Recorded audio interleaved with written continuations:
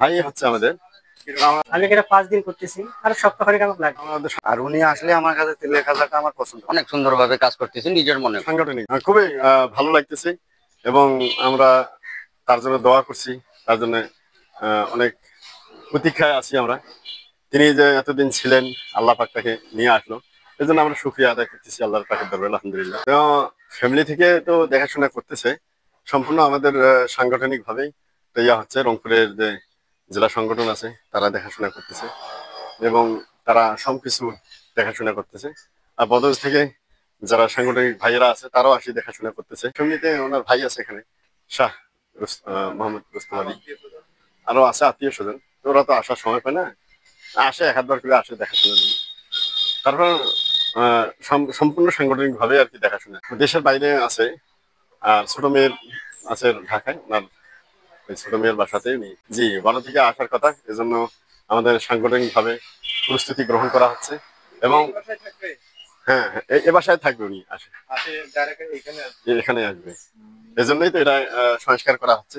তো এখানে এসে উনি যেন অবস্থান করতে পারে, একটা ভালো মানের ইয়ে থাকতে পারে। এ বাসার যে ইয়েটা আছে, সালাটা ছিল পুরানা, এটাকে পরিবর্তন করে আবার নতুন। এটা তো যখন উনি ছিলেন না তখন থেকে পড়ি আছে না, এখানে অবস্থান করলেই পুলিশের লোকেরা ইয়ে করছিল না।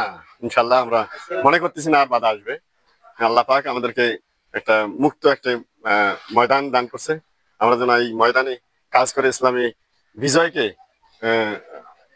ধরে রাখতে পারি এবং আনতে পারি। এর সাথে অনেক স্মৃতি জড়িত আছে। উনি থাকা অবস্থায় আমরা এখানে সাংগঠনিক প্রোগ্রাম করতাম, উনি বক্তব্য দিছিলেন এবং এই বাসায় অবস্থান করছিলেন। আমি তখন শিবির করছিলাম। হ্যাঁ, শিবিরের যে টিএস গুলো হয়েছিল, টিএস গুলোতে উনি উপস্থিত ছিলেন অনেক সময়। তিনি যখন ইয়া হলেন, রায় ঘোষণা হলো ফাঁসির, এই জন্য আমরা বদরবাসী সহ আমি সহ সবাই আমরা দুঃখ প্রকাশ করছি এবং কষ্টে ছিলাম। উনি না থাকাতে ওনার শূন্যতায় আমরা অনেক কষ্ট ভোগ করেছি এবং কষ্ট পেয়েছি। কারণ উনি আসলেই ইনশাল্লাহ বদরবাসী যেহেতু মুক্ত হয়েছেন, আসবেন বদরবাসী, এটার জন্য আমরা তাকে সাদর সমস্ত বদরবাসীর সব ধর্ম বর্ণ নির্বিশেষে সকলেই আমরা তাকে স্বাগত জানাবো এবং সংবর্ধনা দেব।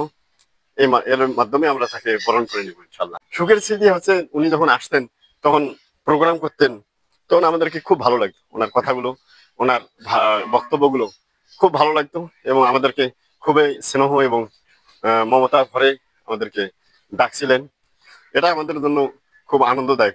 ওনার মন মানসিক অনেক ভালো, ওনার মন মানসিক ভালো। উনি গরিবের যে চোখে দেখে, ওই কোটিপতি হইলেও তাকেও সেই চোখেই দেখে।